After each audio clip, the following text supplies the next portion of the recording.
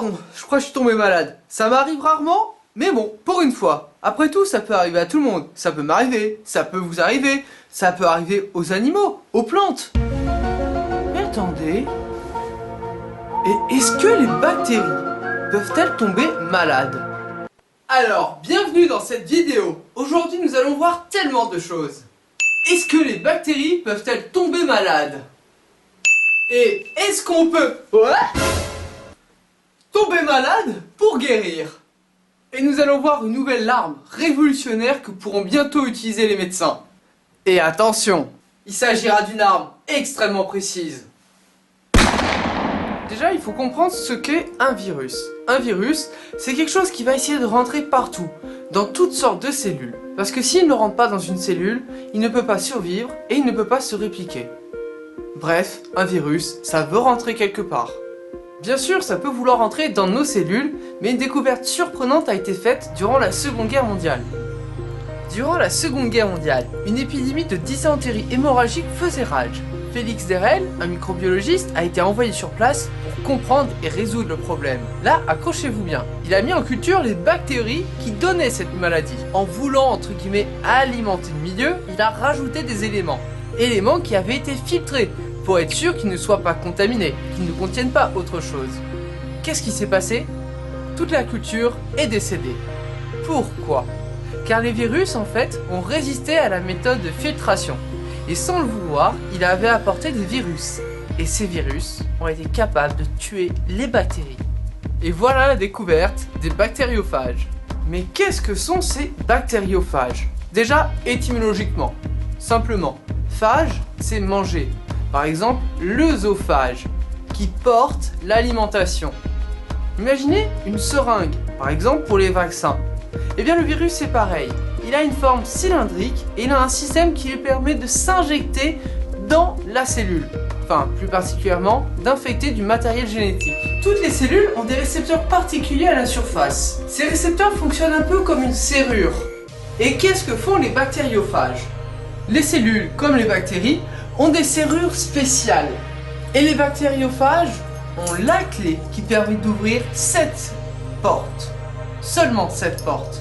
Donc chaque virus va évoluer pour obtenir la clé qui permettra d'ouvrir la porte et de rentrer dans la cellule. Maintenant que vous connaissez les bactériophages, une idée va peut-être vous paraître évidente. Et si on utilisait ces bactériophages, ces virus, pour détruire les bactéries qu'on trouve chez l'homme? Il suffirait de prendre des virus qui ne sont pas pathogènes, donc pas dangereux pour l'homme, mais dangereux seulement pour la bactérie, qui elle est dangereuse pour l'homme. Et à votre avis, en médecine, on fait comment pour vérifier une théorie? Oui, allô? On m'a dit que vous aviez trop d'enfants à vous occuper. J'ai la solution pour vous. Vous me les prêtez, j'en ai pas pour longtemps. Un mioche de plus ou de moins, on fera pas la différence. Bon, et est-ce que cette méthode est-elle vraiment une révolution? Parce qu'il y a quelque chose d'assez complexe. Il faut être sûr que le virus ne soit pas dangereux pour l'homme, qu'il n'y ait pas d'effets secondaires. Et d'un point de vue éthique, injecter des virus chez des personnes, c'est pas évident. Mais ces méthodes existent bien, et on parle de phagothérapie. Point info, les phages sont très nombreux dans la nature, il ne s'agit pas de cas isolés. Et ça provoque des épidémies chez les bactéries. Donc oui, les bactéries peuvent avoir des phases d'épidémie. Ça, c'est quand même surprenant. Par exemple, 10 à 20% de bactéries planctoniques meurent par cette méthode. Donc une bactérie sur 10 dans l'océan meurt à cause de virus. Après, parfois ça pose problème. Au lieu de détruire la cible, ça va donner des capacités supplémentaires aux bactéries. Et oui, les virus se baladent de bactérie en bactérie. Donc ils transmettent aussi de l'information génétique. Il suffit qu'une bactérie arrive à ne pas se faire détruire par le virus, et bingo, elle l'intègre dans l'information. Donc prenez une bactérie qui obtient un super pouvoir, une résistance. Si cette résistance se transmet aux autres, c'est pas forcément une bonne chose. Ce qui est relativement impressionnant, c'est que ces phages, ces virus, sont spécifiques d'une seule espèce. Et malheureusement, parfois même spécifiques à certains individus de cette espèce. Dit autrement, c'est comme si certaines clés n'ouvraient pas la serrure, alors qu'il s'agit de la même porte, de la même espèce. Le problème, c'est que cette méthode a aussi des désavantages. En ciblant une seule bactérie, peut-être qu'on n'élimine pas le problème, car souvent les maladies sont dues à un ensemble de bactéries. Donc comme c'est ultra spécifique, il faut être sûr à 100% de la souche qu'on veut viser, ce qui n'est pas toujours le cas en médecine. Mais peut-être que plus on avance dans cette vidéo, plus vous êtes surpris. Ces médicaments semblent révolutionnaires. Pourtant, on n'en entend pas parler. Comment est-ce que ça se fait ? La réponse est assez évidente. Une fois qu'on a découvert la pénicilline, pourquoi s'embêter à utiliser des méthodes qui détruisent seulement une bactérie alors que la pénicilline détruit tous les pathogènes? Presque tous, vous m'avez compris. Mais vous voyez l'idée. Utiliser cette méthode au moment où les bactéries étaient toutes sensibles, ça n'avait pas d'intérêt. Mais les phages disposent encore des avantages. Quand vous donnez des antibiotiques, la concentration dans l'organisme, dans le sang, elle diminue au fur et à mesure du temps. Avec les phages, quand vous les donnez, s'il y a le virus qui arrive à rentrer chez la bactérie qui pose problème, eh bien le phage se réplique. Donc la concentration augmente dans le temps s'il y a encore du pathogène. Autre point incroyable, vous avez sûrement entendu parler que des bactéries devenaient résistantes à des antibiotiques.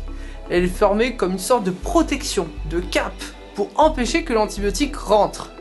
Et oui, mais les phages, c'est des espèces de seringues, c'est des virus. Et ça, les bactéries n'arrivent pas à bloquer l'entrée. Donc, pour l'instant, il n'y a pas de résistance. Je pense que vous avez compris l'enjeu principal de cette technique, c'est d'éviter les résistances. Oui, mais... On a dit que ce mécanisme fonctionnait grâce à un système clé-serrure. Alors, qu'est-ce que vous cherchez à faire, les bactéries, pour pas que les virus rentrent? Eh bien, à modifier la serrure. Alors, qu'est-ce que vont faire les virus pour pouvoir rentrer? Eh bien, modifier leur clé.